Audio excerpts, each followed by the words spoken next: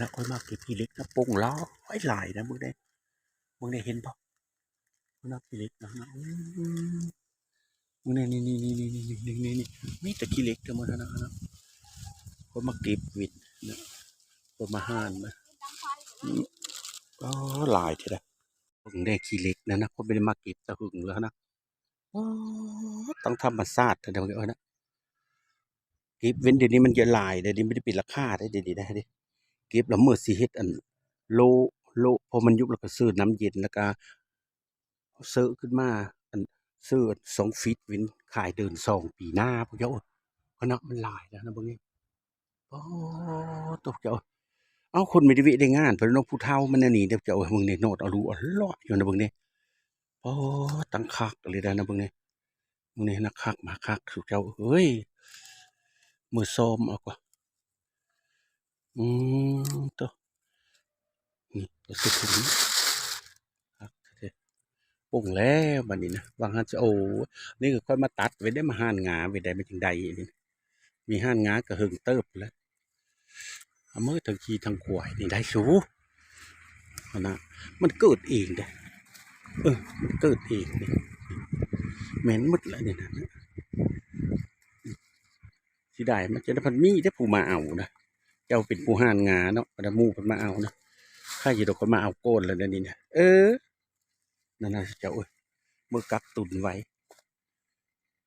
จะได้สงครามอิหร่านนี่มันมีแนวกินนะอเมริกากับอิหร่านเฮ็ดกันมีนะเศรษฐกิจนะ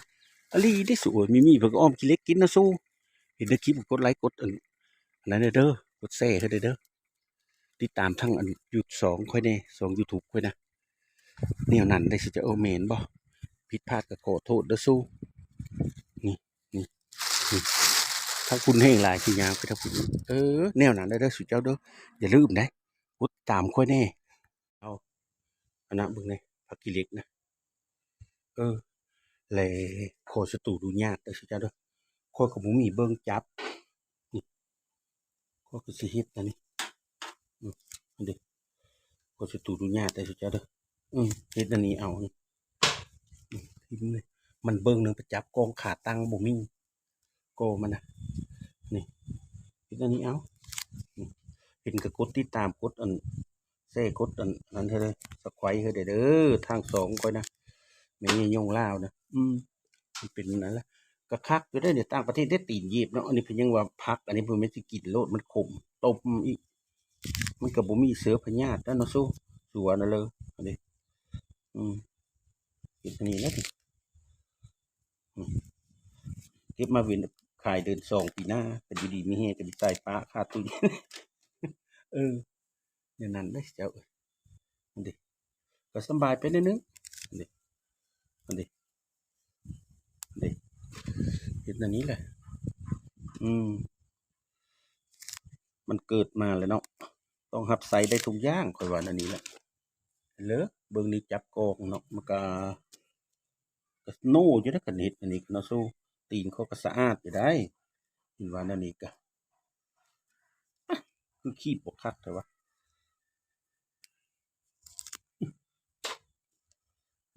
นี่เฮ็ดอันนี้เอ้านี่มันยากไปซื้ออันขาตั้งกล้องอยู่ตลาดละเป๊กก็บ่มีหมดตลาดนะบัดมีได้ไปซิอันนั้นนะตลาดใหญ่นะยากเนาะ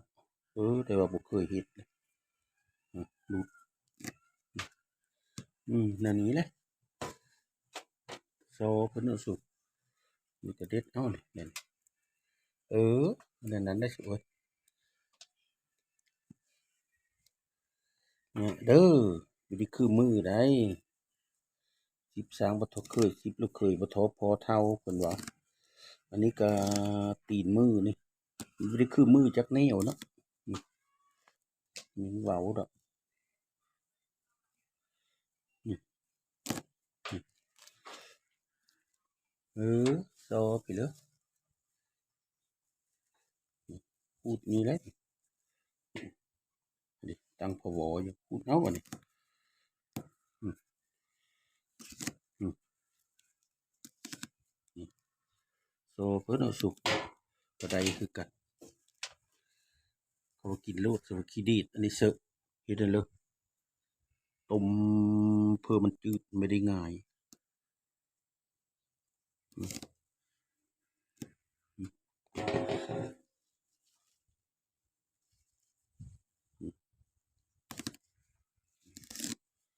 เนี่ยเพื่อนเอาสุ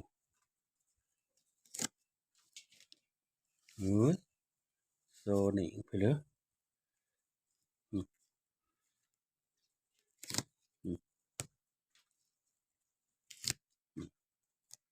นี่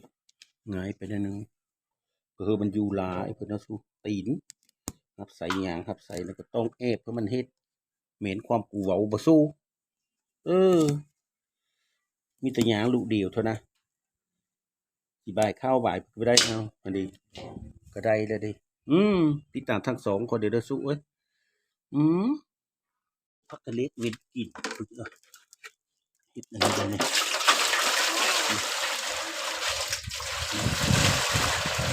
นี่นี่พักกะเล็กกันนี่ขางโมยโลมันยุบแล้วเนาะก็สวนมาเสิร์ฟน้ำเย็นนี่เนี่ยนะกักตุ่นเงินกินปีหน้ามันลายเลยที่เล็กอันนี้นะซ้อมแล้วเรียบร้อยนี่โลแล้วก็หลังจากโลมันคนแล้วก็มันยุบแล้วเนาะแล้วก็สอนเอามาพึกเสื้อน้ำเย็นนี่เสื้อขึ้นซื้อกระโต๊ะมันเอาเข้า2 ฟิตมันนี่เอาลงมันกันเก็บเวนบันเดิน2 ปีหน้าไม่ให้เราปีวังไม่ค่อยเห็ดขึ้นเว้นกับ่พอเธอเลยหมดเลยเด้ซื้อเอาหมดละเด้ค่อยเห็ดเคล็ดลับของเอาพักกิเล็กไว้กินปีหน้า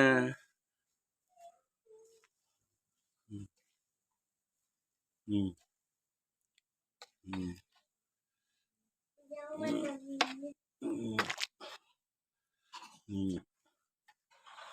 นี่เออนี่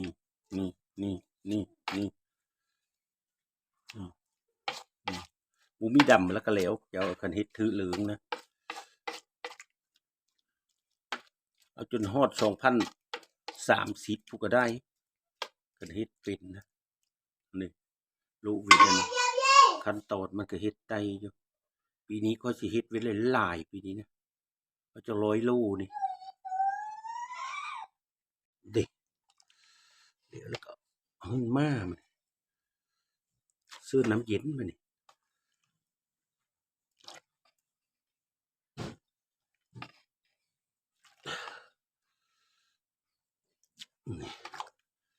เนี่ยไปเลยนี่น้ำเย็นเด้อันนี้ได้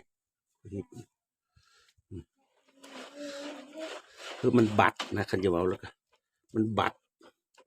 บ่ได้ดำนะคือปิดมันตะกบปีหน้าก็มาอ้อมกินเลิกไปห้อยคือเก่าอยู่นั่นน่ะเดี๋ยวเจ้าก็เฮ็ดนะเบิ่งเลยแล้วก็เฮ็ดมันเย็นแล้วก็เฮาทงยางนี่เฮาทงยางเฮา2 ฟิตเนี่ยเพิ่นจะเลยรีบร้อยบัดนี้กักตุนเลี้ยงกินปีหน้าเวลาเฮาไม่คือมันล่มเฮาเด้อนี่ให้มันเป๊ะๆบัดเฮาได้ทุกนาแล้วก็นะอันนี้เฮา2 ฟิตเว้นอยู่นี่นะปีหน้าบัดนั้นเอามาต้มก็เหลืองอ้อยห้อยคือปิดมาจากกุกนะเริ่มเฮ็ดแล้วนี่มันดีนี่พักกิเด็กก็เริ่มป่งเลยได้มันหลายเลยนี่เขาเอาไปเมืองนอกแล้วเขาตากแดดให้มันแห้งอันนี้เฮาอยู่เมืองลาวเฮาเฮ็ดนั่นนี้ถ้า2 ฟิตเว้นก็ถือว่าจบพิธีบัดนี้เต็มมัน2 ฟิตนี่ก็เต็มมัน2 ฟิตก็ปานเลอเนาะหั่นน่ะ2 ฟิตตัวนี้อาหารนี่นั่นน่ะเดี๋ยวนี่บ่หา2 ฟิต2อันนี้ก็ได้คือกันคันมันบ่ขาดอันน่ะป่าเขาจะจุดแข่งกันด่างอย่าเด้อป่าค่อยๆพูดแล้วแนวนั้นนะเจ้าอุจจาระเหล็กเก็กตุนเว้นกินปีหน้านี่